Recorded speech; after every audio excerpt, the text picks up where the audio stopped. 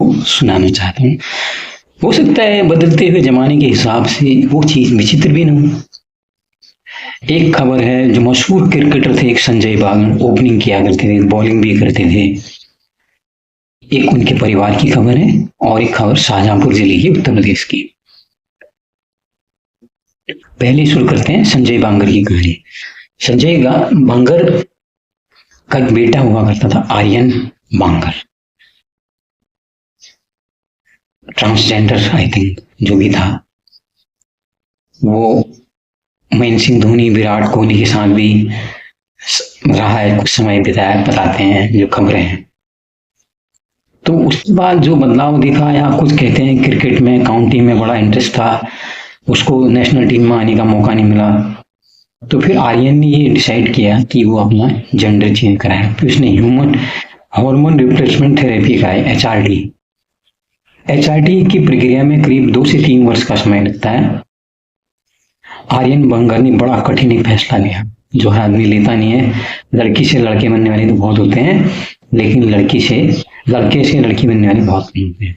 आर्यन ने अपना gender change कराया और जेंडर चलाने के बाद आर्यन ने अपना नाम अनन्या रख लिया और अपनी पूरी सारी प्रक्रिया को अनन्या ने ये समाज को बताया। अब उसके पीछे की क्या कहानी है, क्या करना चाहिए, विस्तार से उसकी भी जानकारी आनी बाहर है, या ये भी कोई आजकल आदमी चर्चा में आने का या बने रहने के लिए तरह तरह के तरीके ढूंढता है। क्या उनमें से एक तरीका ये था, ये भी कहा सकता है।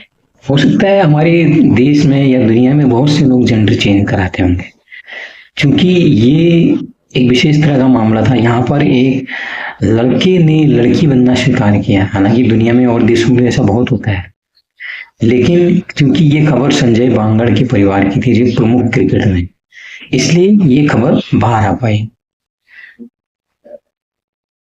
और दूसरी खबर जो है वो शाहजहांपुर की है।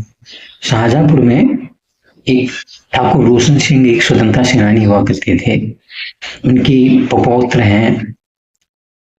पपौत्री थी सविता सिंह। सविता सिंह अपनी एक सहेली के साथ बड़ी अटैच हुई, कुछ में जैसे गे और लेस्बियन सब कहते हैं, वो आप जानते होंगे। तो वो उनकी अटैचमेंट बहुत ज्यादा थी, दोस्ती बढ़ गई। फिर उन्होंने ये डिसाइड किया कि वो आपस में विवाह करेंगे, साथ में रहेंगे। अब मुझे इसकी खबर में थोड़ा तहकीकात करनी और बाकी है कि उन्होंने ये जेंडर चेंज कराने से पहले ही शादी कर ली या क्या। लेकिन जो सविता सिंह है, उनने जो दोस्त है, उनकी सहेली है, अपनी सहेली की परामर्श लेकर उन्होंने कहा कि मैं भी अपना जेंडर चेंज करा लेती हूँ, मैं आदमी बन जाती हूँ, ताकि हमारे समाज में स्वीकार्यता हो जाए। तो क्योंकि वो भावनात्मक रूप से जुड़े होंगे बहुत, क्योंकि सारा खेल तो इमोशनल भावनाओं का ही होता है। तो वो जो उनकी गर्लफ्रेंड है, उनकी सहेली, उसने भी परमिशन दे दी। और जो सविता सिंह है, फिर वो भी हार्मोन रिप्लेसमेंट थेरेपी कराती है। और 2-3 साल करीब इस समय इसमें लगा। तो उसके बाद उन्होंने अपना नाम अब न्यायिक प्रक्रिया द्वारा, जो कानूनी प्रक्रिया है वो उसको अपनाते हुए सविता सिंह ने अपना नाम शरद सिंह रख लिया। अब खबर ये आई, ताजा खबर ये है, तो वो जो शरद सिंह है, पहले जो सविता सिंह थी, वो शरद सिंह अब अपनी सहेली के बच्चे के पिता बन चुके हैं। तो ये खबरें बड़ी विचलित भी करती हैं या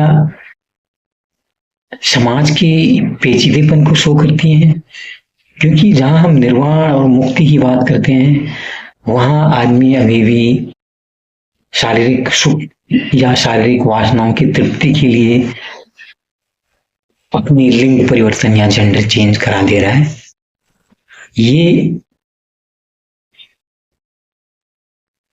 कितना उचित है, यानी जो इसमें जो फ्री थिंकर हैं या जो मानव अधिकारों की बात करते हैं, वो मानव अधिकारों की बात करने वाले अतिक्रमण भी पार कर देते हैं। अब जैसे हमारे देश में पहले लिव इन रिलेशन में कोई नहीं रहता था, अब लिव इन रिलेशन एक प्रक्रिया बन गई है। यहाँ तक कि जो उत्तराखंड है, वहां पर यूनिफॉर्म सिविल कोड आया है, तो वहां पर लिव इन रिलेशन भी उसके अंदर एक धारा, एक प्रावधान है।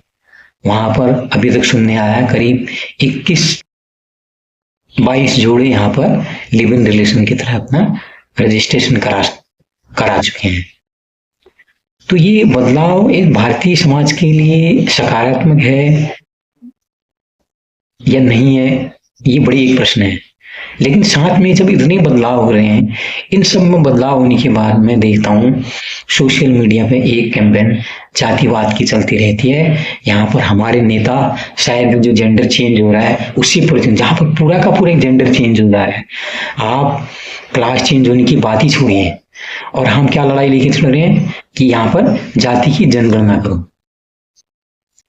जाति जनगणना से समाज का क्या लाभ होगा ये मेरे समझ में नहीं आया। पता नहीं यह समाज के विभिन्न विभेद पैदा होगा, वो चीज अलग है।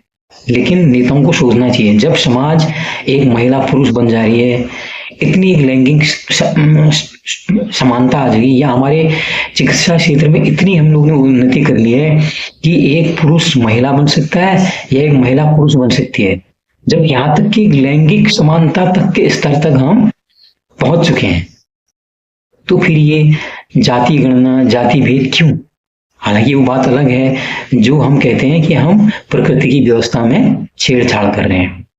तो जो प्राकृतिक तरीके से हो रहा है उसकी व्यवस्था अलग ही है। निश्चित तौर पे कुछ प्रश्न तो जरूर हैं, लेकिन इस सब के पीछे है हमारे जो हम लोग जो पश्चिम की तरफ दौड़ रहे हैं। हम पश्चिम का अंधानुकरण कर रहे हैं बगैर जाने बगैर सोचे, ये जानते हुए कि हमारे पास इतनी बढ़िया एक ग्रंथ हमारे पास है, उपनिषद है, वेद है, गीता है, ब्रह्म गीता है, अष्टावक्र गीता है, बड़े महान महान महर्षि यहाँ पर हुए हैं, एक से एक बढ़िया ग्रंथ लिखे गए हैं ताकि आदमी अपने मन की पेचीदगी को समझे और उन पर नियंत्रण पाके वो बाहर आ सके।